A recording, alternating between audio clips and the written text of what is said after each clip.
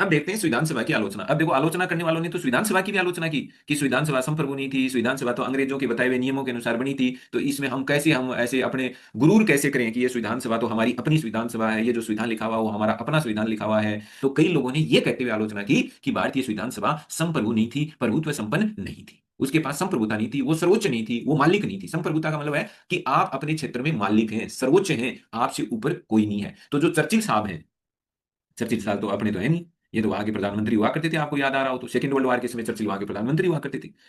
जेकर भारतीय आदमी, ये जेकर नावेकर साहब का ही मानना था कि जो भारत की जो संविधान सभा है ना, वो संप्रभुता संपन्न नहीं है। संप्रभुता संपन्न का मतलब इनकी नजर में, हालांकि ऐसा नहीं था, उस समय की परिस्थितियों के हिसाब से हम तो भाई संविधान सभा के पास सारे राइट थे कि आप 1935 का जो एक्ट है उससे आप शासन करो, आपको लगे कि इसके हिसाब इसमें कोई चेंज करने की जरूरत है तो चेंज कर दो। तो हम कैसे कहें कि संप्रभुता नहीं थी, लेकिन अपने को तो चूंकि पढ़ना है, तो चर्चिल और जेकर के हिसाब से भारत की संविधान सभा संप्रभुता संपन्न नहीं थी, वो सर्वोच्च नहीं थी, क्योंकि इनका ये मानना था कि ये ब्रिटिश सरकार के कानून कायदों के हिसाब से बनी थी, ब्रिटिश सरकार के कैबिनेट प्लान के अनुरूप इसका गठन हुआ था, तो ये सर्वोच्च कैसे भी। लेकिन ऐसा नहीं है, इसके विपक्ष में भी तर्क आएंगे कि ऐसा नहीं है, ये हमारी जो थी संविधान सभा थी वो संप्रभुता संपन्न थी। ये स्वाभाविक सी बात थी कि उसमें ब्रिटिशर्स थे, तो उनकी उन्होंने तो केवल कैसे बनानी है यही तो बताई थी, बाकी बनाने वाले तो हम ही थे, हमने ही तो हमारे प्रतिनिधियों को चुना था। और संविधान सभा उनकी गुलाम नहीं थी, संविधान सभा का केवल गठन का उन्होंने रास्ता बता के हमें पूरी तरह से आजाद कर दिया था। फिर संविधान सभा ने काम तो अपने हिसाब से ही किया था, उन्होंने काम पर थोड़ी कंट्रोल करा था। इसलिए हर चीज के पॉलिटिकल साइंस पढ़ते वक्त आपको पक्ष में भी तर्क आनी चाहिए और विपक्ष में भी तर्क आनी चाहिए। एक ही समय में आप दोनों एंगल से बात करोगे कि ये भी ठीक था और ये भी ठीक था, ये ठीक इसलिए फला फला कारण है, ये ठीक इसलिए नहीं है फला फला कारण। तो ध्यान रखना है, संविधान सभा क्या नहीं थी, प्रभुत्व संपन्न नहीं थी। ये बात किसने बोली, चर्चिल व जेकर ने। संविधान सभा प्रतिनिधिक संस्था नहीं थी।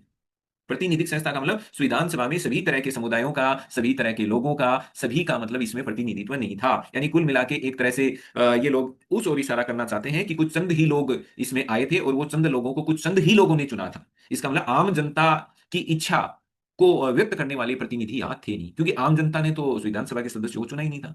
तो जेपी नारायण, जो जयप्रकाश नारायण है, जिसको हम बाद में बहुत जगह पढ़ेंगे, उस जेपी नारायण का ये बोलना था उनका कि संविधान सभा एक सही प्रतिनिधित्व वाली संस्था नहीं थी, इसमें सबका प्रतिनिधित्व नहीं था, आम जनता का प्रतिनिधित्व नहीं था, क्योंकि आम जनता ने संविधान सभा के सदस्यों के निर्वाचन में भाग नहीं लिया था। तो इनका ये मानना था। तो आपको तो अभी अपना दिमाग लगाना ही नहीं है, आपको तो किसने क्या कहा वो याद रखना है। तो चर्चिल जेकर ने कहा प्रभुत्व संपन्न है, इन्होंने कहा ये एक प्रतिनिधित्वकारी संस्था नहीं थी।